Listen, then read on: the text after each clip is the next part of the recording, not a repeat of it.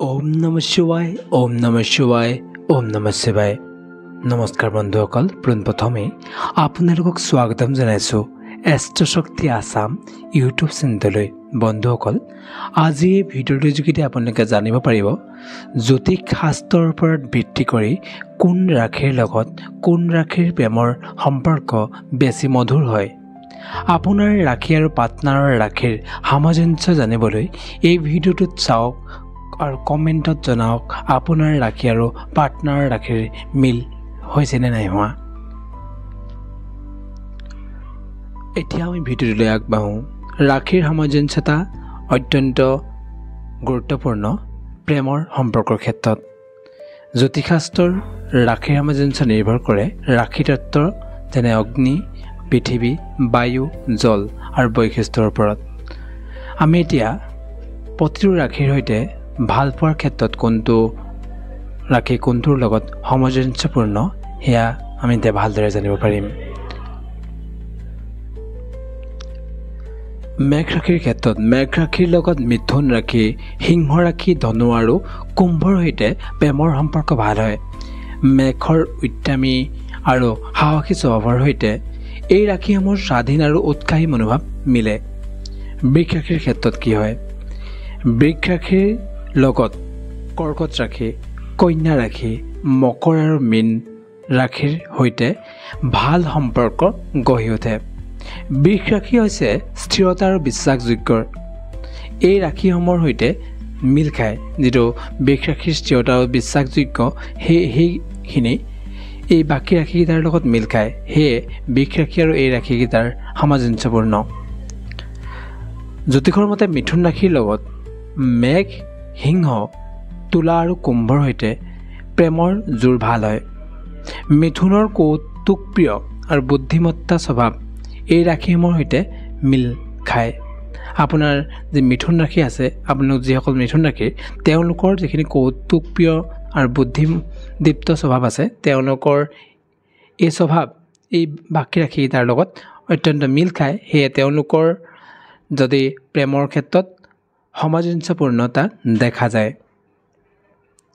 কৰ্কট ৰাশিৰ ক্ষেত্ৰত কৰ্কটৰ লগত বৃষ, কন্যা, বৃশ্চিক আৰু মীন ৰাশিৰ ভাল সম্পৰ্ক হয়।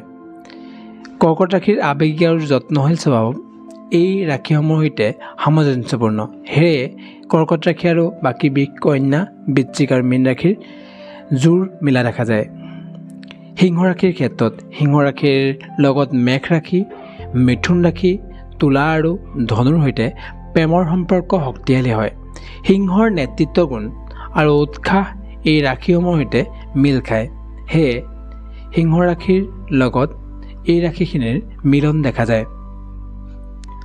কন্যা ৰাশিৰ ক্ষেত্ৰত কন্যাৰ লগত বৃষ ৰাশি, কৰ্কট ৰাশি, বৃশ্চিক ৰাশি আৰু মকৰ ৰাশিৰ সৈতে ভাল সম্পৰ্ক দেখা যায়। প্ৰেমৰ ক্ষেত্ৰত কন্যাৰ ব্যৱহাৰিক আৰু বিশ্লেষণাত্মক স্বভাৱ এই ৰাশিসমূহৰ সৈতে অত্যন্ত মিল খায়। সেয়ে তেওঁলোকৰ জোৰা মিলা দেখা যায়। তুলা ৰাশিৰ ক্ষেত্ৰত তুলা ৰাশিৰ সৈতে মিথুন ৰাশি, সিংহ ৰাশি, ধনু আৰু কুম্ভৰ সৈতে প্ৰেমৰ সম্পৰ্ক অত্যন্ত মধুৰ হয়। তুলা ৰাশিৰ সামাজিক আৰু কূটনৈতিক স্বভাৱৰ এই ৰাশিসমূহৰ সৈতে সামঞ্জস্যপূৰ্ণ হয়। সেয়ে তেওঁলোকৰ প্ৰেমৰ সম্পৰ্ক মধুৰপূৰ্ণ দেখা যায়। বৃশ্চিক ৰাশিৰ ক্ষেত্ৰত বৃশ্চিক ৰাশিৰ লগত কৰ্কট ৰাশি, কন্যা ৰাশি, মকৰ ৰাশি, মীন ৰাশি আৰু ধনু ৰাশি ভাল সম্পৰ্ক প্ৰেমৰ ক্ষেত্ৰত দেখা যায়। বৃশ্চিকৰ গভীৰ আৰু আৱেগিক স্বভাৱ এই ৰাশিসমূহৰ লগত সামঞ্জস্যপূৰ্ণ আৰু মিল খায়। সেয়ে তেওঁলোকৰ প্ৰেমৰ ক্ষেত্ৰত এই ৰাশিকেইটাৰ মধুৰ প্ৰেম সম্পৰ্ক দেখা যায়। ধনু ৰাশিৰ ক্ষেত্ৰত কি হয়? ধনুৰ লগত মেঘ, সিংহ, তুলা আৰু কুম্ভৰ সৈতে প্ৰেমৰ জোৰা ভাল দেখা যায়। ধনুৰ স্বাধীনতা প্ৰিয় আৰু দুঃসাহসিক স্বভাৱ এই ৰাশিসমূহৰ সৈতে মিল খোৱা দেখা যায়।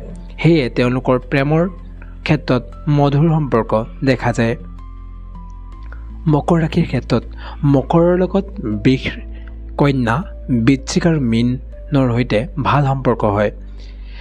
মকৰৰ উচ্চাকাংক্ষী আৰু শৃংখলাবদ্ধ স্বভাৱ এই ৰাশিসমূহৰ সৈতে মিল খোৱা দেখা যায় আৰু সেয়ে তেওঁলোকৰ প্ৰেমৰ সম্পৰ্কৰ ক্ষেত্ৰত মধুৰপূৰ্ণ হোৱা দেখা যায়। কুম্ভ ৰাশিৰ ক্ষেত্ৰত কুম্ভৰ লগত মিথুন, তুলা, ধনু, মেঘৰ সৈতে প্ৰেমৰ সম্পৰ্ক অত্যন্ত শক্তিশালী হয়। কুম্ভৰ স্বাধীন আৰু শক্তিশালী আৰু সৃষ্টিশীল স্বভাৱ এই ৰাশিসমূহৰ সৈতে অত্যন্ত মিল খোৱা দেখা যায় আৰু সেয়ে প্ৰেমৰ সম্পৰ্কও এওঁলোকৰ মাজত মধুৰ হয়। মীন ৰাশিৰ ক্ষেত্ৰত মীনৰ লগত কৰ্কট, বৃশ্চিক, বৃষ, মকৰৰ সৈতে প্ৰেমৰ সম্পৰ্ক মধুৰ আৰু চিৰস্থায়ী হোৱা দেখা যায়। মীনৰ সংবেদনশীল আৰু কল্পনাপ্ৰিয় স্বভাৱ এই ৰাশিসমূহৰ সৈতে সামঞ্জস্যপূৰ্ণ আৰু অত্যন্ত মধুৰ প্ৰেমৰ সম্পৰ্ক হোৱা দেখা যায়। এতিয়া আপোনালোকে বাৰু প্ৰেমৰ ৰাশিৰ সামঞ্জস্য বিষয়ে জানিলেনে? কমেণ্টত আপোনালোকে জনাওক আৰু আপোনাৰ ৰাশি আৰু পাৰ্টনাৰৰ ৰাশি শ্বেয়াৰ কৰক। দেখা যাওকচোন কাৰ প্ৰেমৰ সম্পৰ্ক অধিক মধুৰ হয়। প্ৰেমৰ এই যাত্ৰা আপোনালোক সকলোৰে শুভ হওক তাৰে কামনাৰে আজিৰ ভিডিঅ'টো ইমানতে সামৰণি মাৰিছোঁ আৰু লগতে আমাৰ চেনেলটো ছাবস্ক্ৰাইব কৰি বেল আইকনটো দবাই দিব বুলি আশা ৰাখিলোঁ। ধন্যবাদ।